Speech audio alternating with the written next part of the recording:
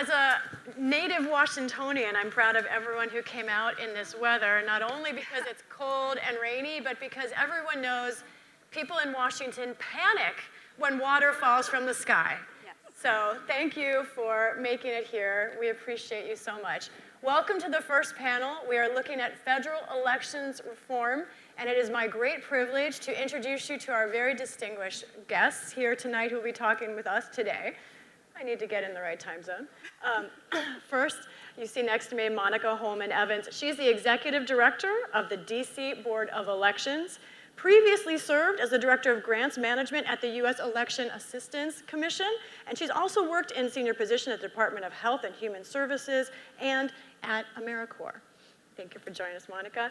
Next to her, we have Elise Wirkus, legislative director at Issue 1, a leading cross-party advocacy organization in DC working to protect U.S. elections and strengthen our political system. Most recently, and this will come up, she has led Issue 1's work to update the Electoral Count Act, something I know this room is well familiar with, win federal election funding for states and localities, and pass stronger protection for our elections and our election workers. Then we see next to her Matt Germer. He's resident elections fellow for the governance program at the R Street Institute. Before joining R Street, Matt was a policy counsel at the Washington State House of Representatives. Let's hear it for our state legislatures. He has a bachelor's degree in political science from the University of California, Los Angeles, and a JD from the University of California, Irvine School of Law. And you have already heard from Matt Weil, the executive director of this whole show, the Bipartisan Policy Center, their election project. Prior to joining BPC, he worked in the Department of Treasury in the Office of Public Affairs. He's also served as a research and policy analyst at the U.S. Elections Assistance Commission and as a research assistant at the American Enterprise Institute. So thank you to all of you. Now, one thing I want to make sure everyone knows, we need your participation in this as well. So we will be taking your questions. There will be a point where we will have microphones for you to participate. Those who are watching online, please go on Twitter and submit your questions. You can do that with hashtag ElectionsSummit22, or if you're in the YouTube chat, on the right side of the screen, you should be able to submit your questions. So we are eager to get your questions. This is for you. You are part of the conversation. So thank you for joining us. First, I want to start, there's a lot that we will be discussing over this summit. But when I think of federal elections reform, I think of elections in general and democracy as a fabric, right, for this country. And if you look at our elections as a fabric, the federal piece and the Constitution itself are really the one thread that weaves it all together. That's why it's so important that we talk about this. And as many of you may know, the federal government's budget is 3 to 4 times larger than all of the states combined. So not just in policy, but also in dollars does the federal government have a lot of power. One issue with this, though, is there's very little tracking of that money. There's very little tracking of comparing what states are doing versus what the federal government is doing. So all of these are things we'll be talking about today. And Monica, I want to start with you. You are right in the middle of trying to keep this election infrastructure safe and solid in a turbulent, very turbulent political time. And I want to ask you right off the bat, how you think our elections infrastructure stands from a federal point of view. What are your needs from the federal government in terms of reform and dollars for you to help keep your system working? Thank you, and good morning. I see a lot of familiar faces. I just want to acknowledge that. Funding, you said it, right out the gate, that is so very important. When I look at our budget, our local budget is only about $12 million a year. And $9 million of that really goes to personnel services. And so when you have $3 million, and it essentially costs us between $4 and $5 million just to cover the bare necessity with any election. And you've got primaries, you've got generals. We have primaries, we have general elections, and the way we operate in DC, we have an election every fiscal year, the way our fiscal year falls, October through September. So every year we are funding an election. And people think we work 1 day a year, 2 days a year. And as we know, that is not the case. And we're dealing with emerging technology, we're dealing with aging equipment, we're dealing with new legislation. In the District of Columbia, the Elections Modernization Amendment Act just passed, which puts a lot of additional responsibilities on our agency.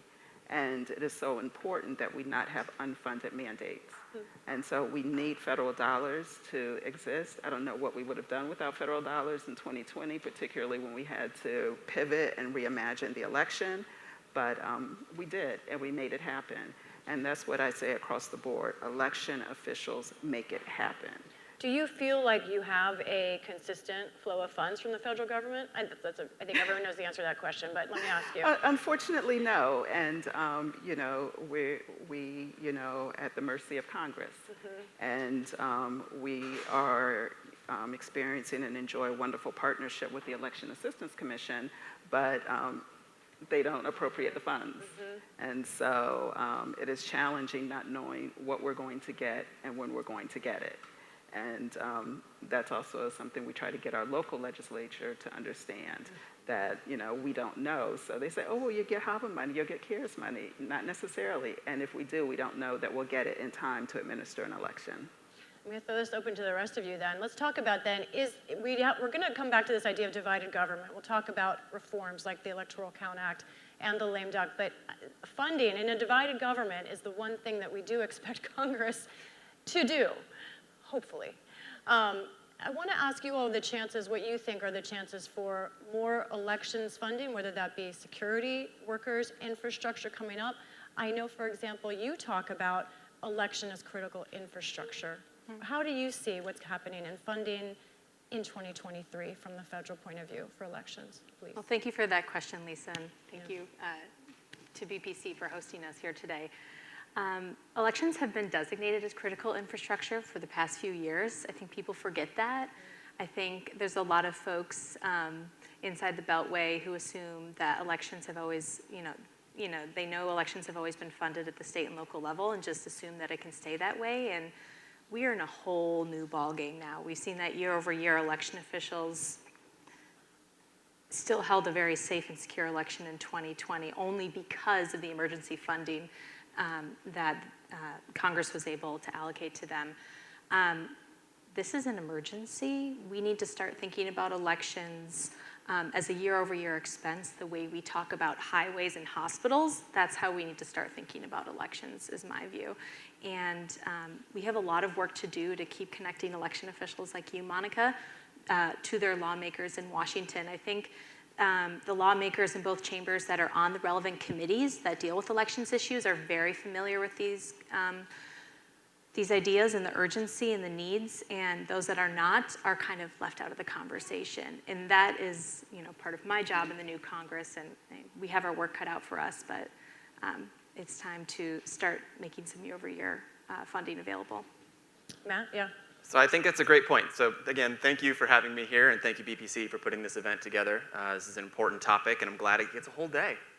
When it comes to federal funding, previous speakers have mentioned how important it is, and as Elise said, it's not something that should only be thought of every 2 years or every 4 years, and unfortunately it is, particularly by, I think, most Americans who don't really engage with elections except for on those intervals. Looking forward to this 2023 funding cycle, we will get to as you mentioned, to the divisions in Congress, so I won't belabor that point too much, but feel free. It's okay. It's going to matter on funding, right? It will. And I'm not terribly optimistic about the ability for this new Congress to do much. We were joking downstairs earlier about what the worst take that I could sit up here and offer for the audience, and I think saying something along the lines of this will be the most effective and well-run Congress in generations might be up there. And I think really those divides are going to play an important role, especially when it comes to funding. There might be some high-level agreement on principles. There may even be some agreement on, we should take election security seriously and ensure that we fund that, and we should make sure we've got high-quality voting machines that are being used across the country. That level of principle may share some agreement, but the devil will be in the details. And really, as it always does, it comes down to not just agreement on principles, but how to prioritize those principles, and from there, how to allocate the funds. I would love if we can find that bipartisan agreement in the new Congress, I suppose it remains to be seen. Now, one of my questions here about this area is that elections is something that every member of Congress, no matter what party, no matter what sort of stripe they wear for their party, they need that. Their officials need this money. So help us understand why it still feels like there is not an imperative, and why, to put it bluntly, it's such a partisan issue.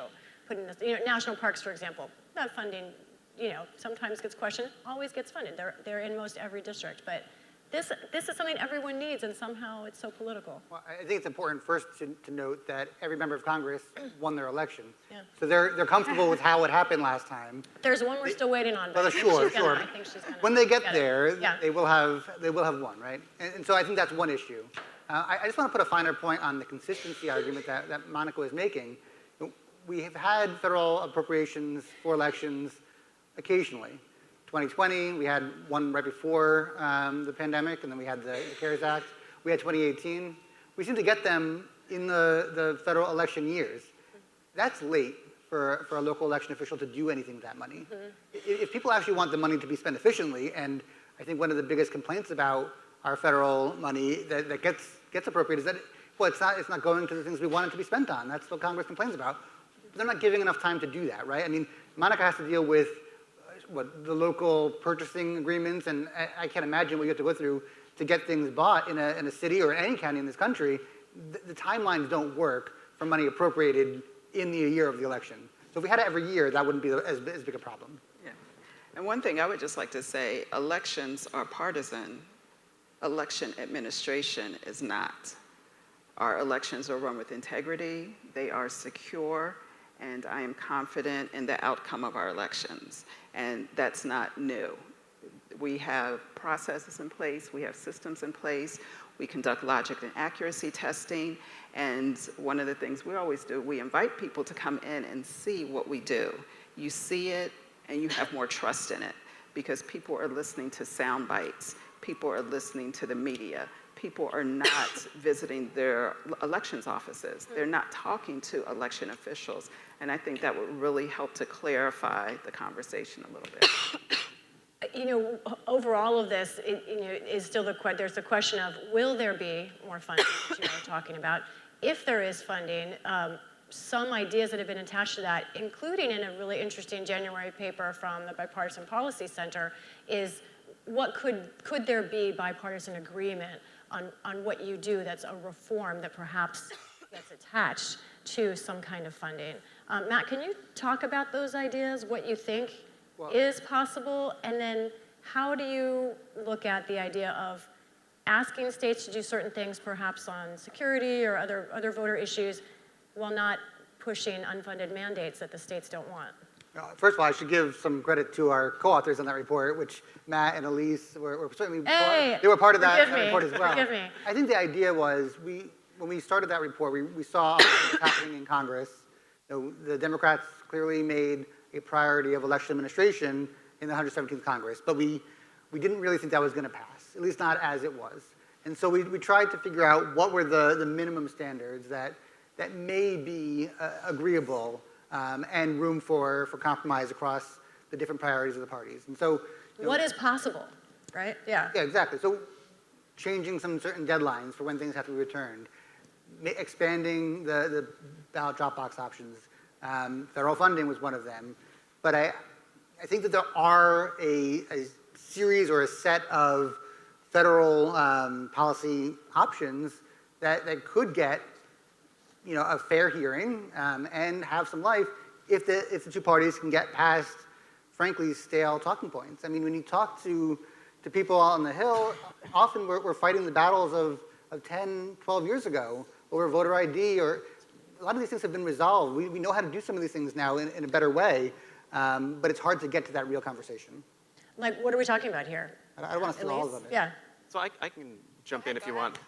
So one of the ideas that was brought forward in that report that I think still resonates with me now is how many different talking points among Republicans and Democrats about things they wanted to see done in our elections work well together, and yet nobody was really drawing those lines, tying them together. So one example I think of is a number of Republicans whose one of their primary sources or areas of focus for electoral reform is cleaning up the voter rolls. They want to make sure that registration is accurate.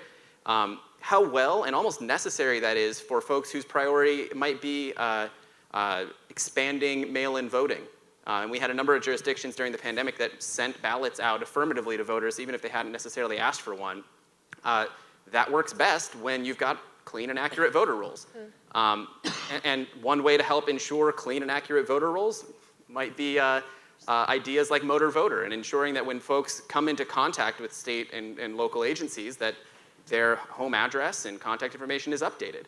That has been something that a lot of Republicans have been concerned with at various points in time, but it helps to lead to more accurate voter registration lists. And so again, these things can work together quite well if we recognize that, that they do. And I guess I'll also note how much of this is really based on, as the other Matt referred to, stale talking points. You know, I look at it almost like there are a number of election myths that are out there that folks still think hold true, that turnout is inherently good for Democrats.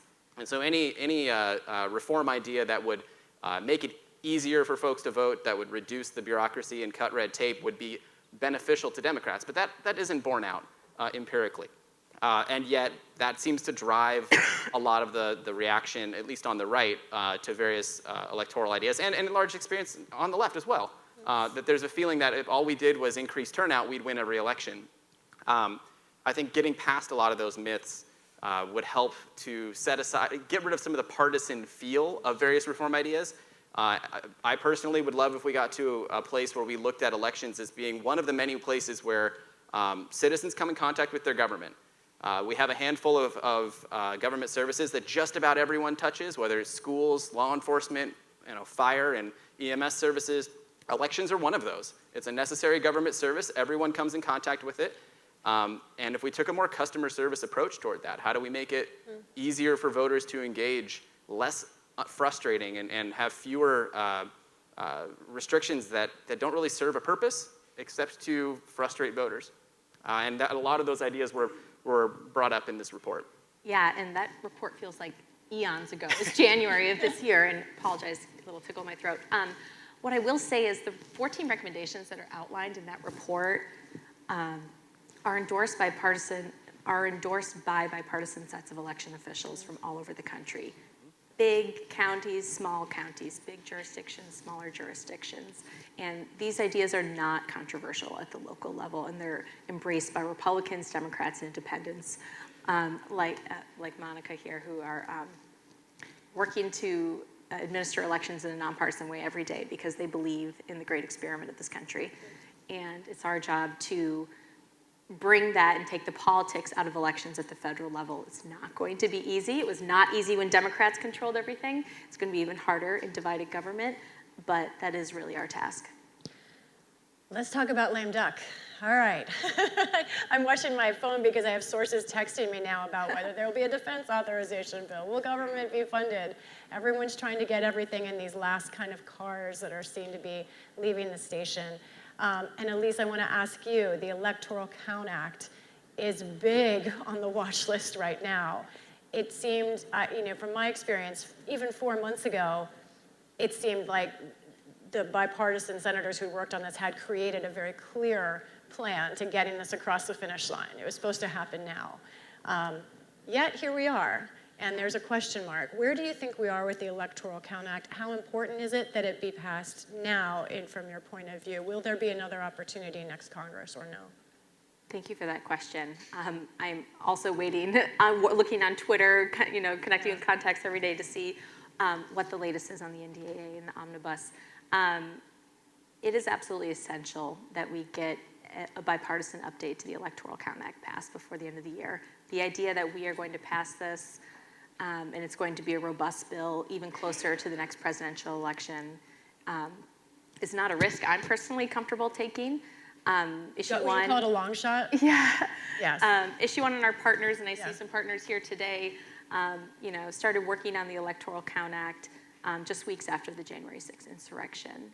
So this means a lot to the advocates who've been working on it, and obviously means a lot to election reform too. I think what I want to take a step back and acknowledge for a second is how remarkable the bipartisan cooperation and the deliberation around the Electoral Count Act has been in both chambers, but especially the Senate. You know, Senator Klobuchar and Senator King were leading their own bill for a while. They've done a lot of work on this, but especially Senator Collins and Senator Manchin. They started a working group on this. They brought Republicans and Democrats together at a time.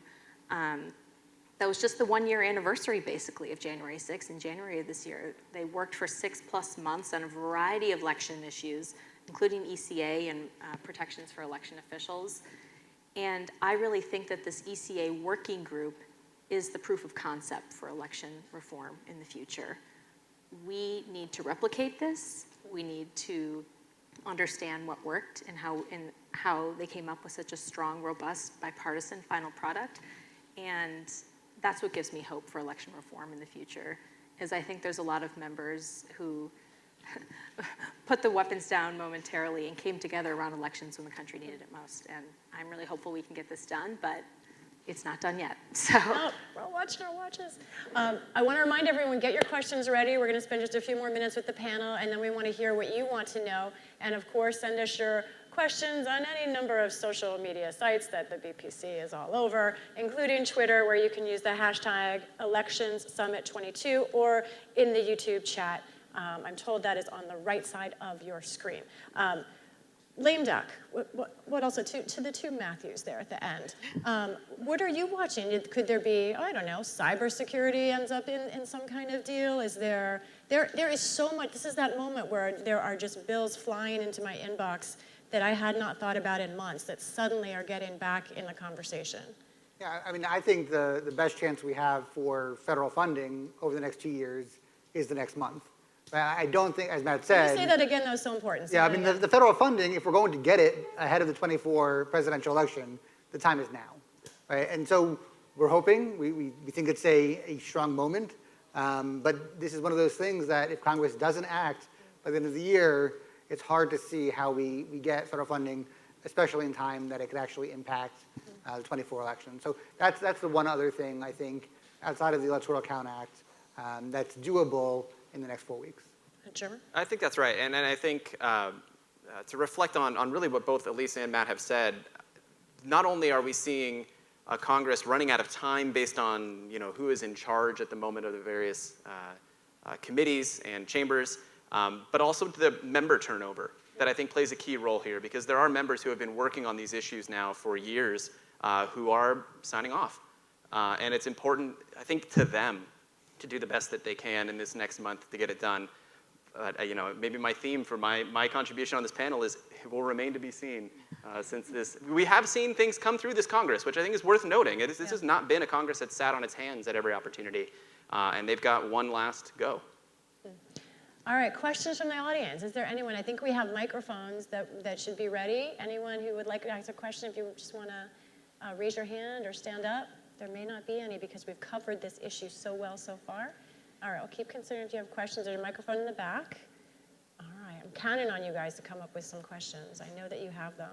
I want to ask you, Monica, in a moment like this, what is your ability to tell members of Congress what you need? And what is your understanding of the ways in which they listen? Obviously, these members of Congress are juggling a lot. And I'm asking this in a nonpartisan way. But in terms of that very critical communication from local and state officials to them, bring us into how that conversation works from your end. Do you feel like it's easy to let them know what you need? Is it difficult? Beyond your own member, who I know obviously is a big advocate for you. Yes, I think the first step is helping people understand what we do. And I think there is a lot of misinformation about what happens in an elections office and what we do to ensure elections are run with integrity. And so after that conversation, and there's a meeting of the minds with that, I think the big things for me, we keep getting unfunded mandates. And they want us to do more with less. And sort of like a magic wand. Go. Yeah, and you said, I always tell people in my office, they think election officials have magic wands because we just make it happen. But we do make it happen, and that's kind of a double-edged sword. We make it happen, and when they see you make it happen, they tend to ignore some of the pleas for additional funding. But we need staffing. We have aging equipment. We have aging infrastructure. There is emerging technology. Even now with mail ballots getting more popularity as a result of the 2020 election cycle, there are things that we need to put in place. We need to stand up a mail ballot processing center. We need to have the space to do that. We need the bodies to do that.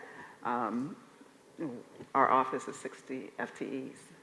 How is the morale for those workers right now? And I will say this because I say it often, we have the best election staff ever. There might be someone. My apologies to anyone We'll in the audience who may disagree with me.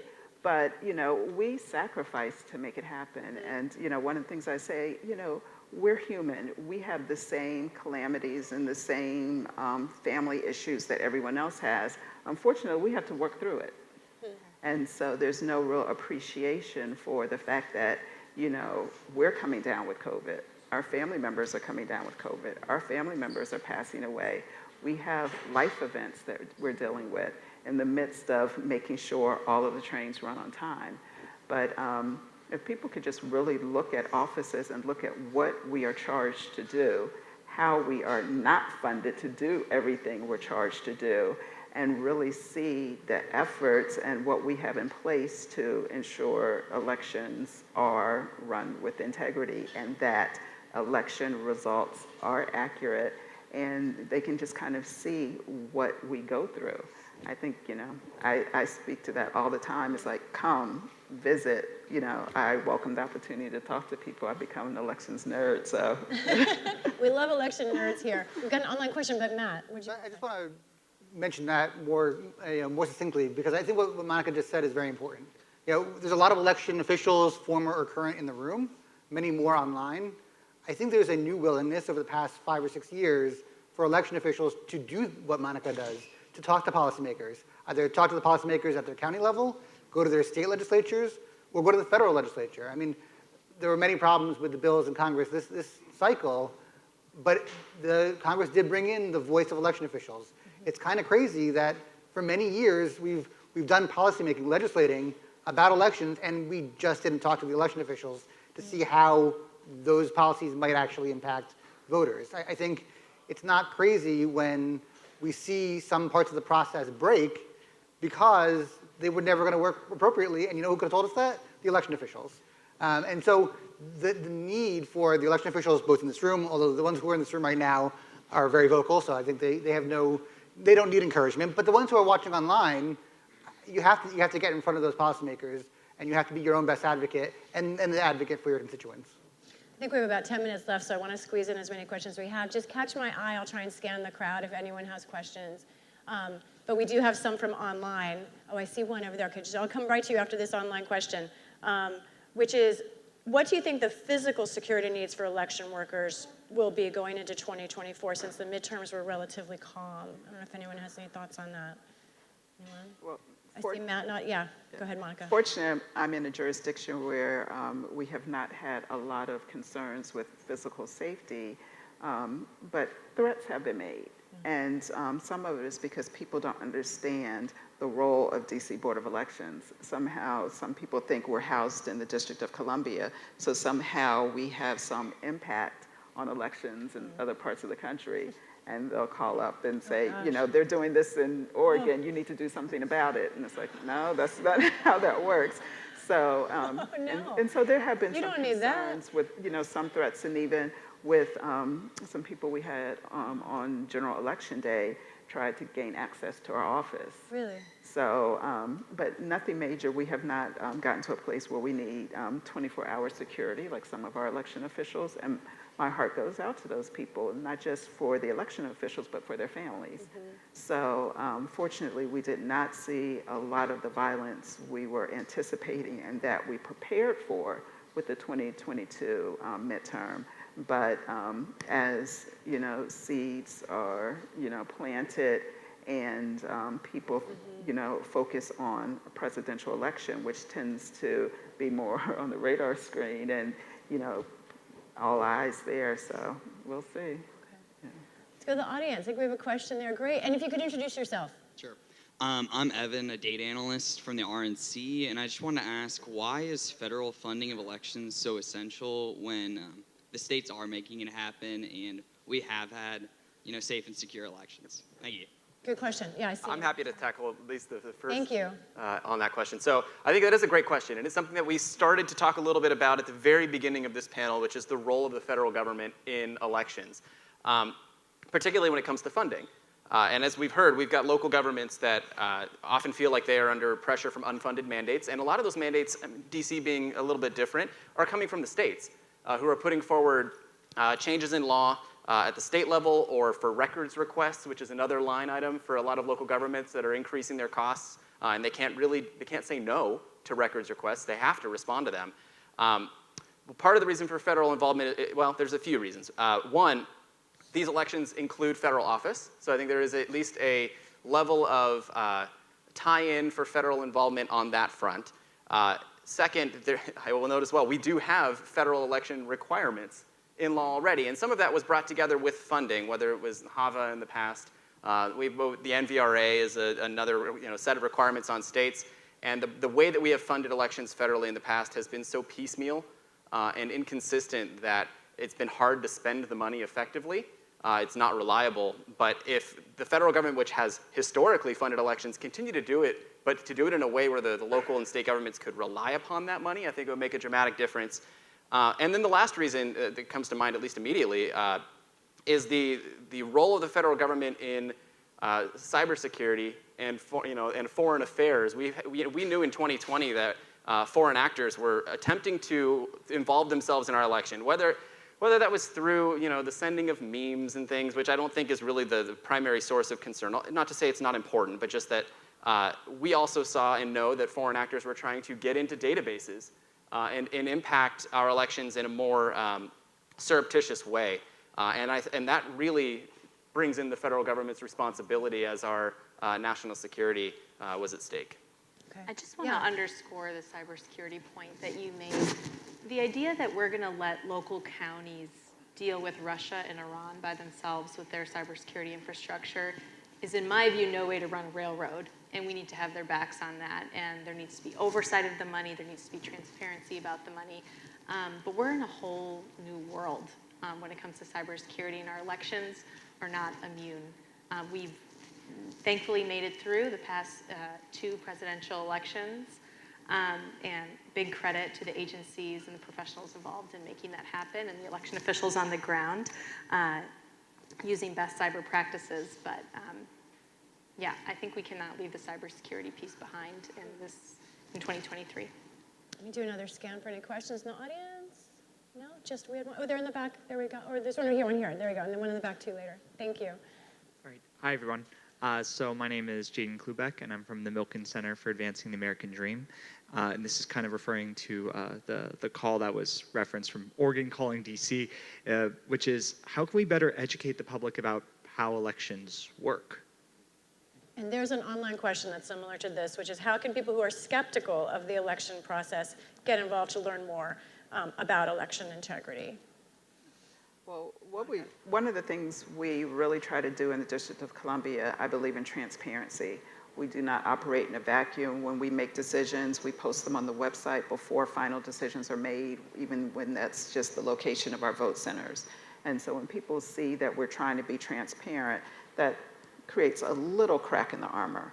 But then when you continue to invite people in, people didn't understand why it was taking so long to post results for mail ballots. When you get over 30,000 ballots on the final day of the election, they don't magically get counted. And then we have 100% signature verification. Invite people in, show them what happens, and go, oh gosh, you do all this? We're surprised you got it up when you did. So sometimes it's just helping people get an appreciation for everything. And for us, we absolutely invite people in. I love to talk to people. We give tours of our office. And then we try to educate at a young age. We have a very robust program where we're going into the high schools And even with the young kids, we invite them in, show them our whole voting operation. They get to vote on actual voting equipment with a made-up ballot that has interests that are important to them. And I got feedback after Election Day when parents called up and they said, when I took my kid to vote with me, they said, oh, I know how to do this. I've already voted on this equipment. And you know, when you start young, you start planting those seeds and you know what goes on behind, you know, Election Day, that helps. And so, you know, there are a lot of different ways. And then just, you know, educating the voters. We have a very robust voter education and outreach division. And, you know, we work with churches, civic associations, and it's, you know, it's not a one-size-fit-all. We, you know, try to address it in a number of different ways. But at the end of the day, I always say when you look at problems and resolving those problems, communication is typically somewhere at the root of every challenge you experience. Matt. I mean, the absolute best way to educate the public about elections is to read the great work coming out of the Bipartisan Policy Center's Elections Project. That's the best way. Second best, all of my colleagues on the stage as well and in the room. But I think the real answer is be a part of the process. Like, I don't know how many people in this room got into the field because they were poll worker once. That's how I got into the field. I mean, when you see the process up close and personal and you are actually serving voters, that's a very different experience. And I do think that's the best way to dispel some of the crazier myths out there. And we'll take our last question from the back. I saw someone earlier in that back corner. Oh, there's someone. Great. Hi, my name's Paige Malario. I'm from the National Association of Counties. Wanted to ask a question about funding for counties. Obviously, it's much easier for the EAC to manage and administer grants to the 50 states instead of all nearly 3,100 counties. But we've seen some proposals, namely House report language, directing states to allocate a specific amount of their funding down to counties. What is the federal appetite for that, and what can counties do other than working with their state election offices? Who can speak to this? Counties? Anybody? Any ideas? I'm happy to jump in. Sure.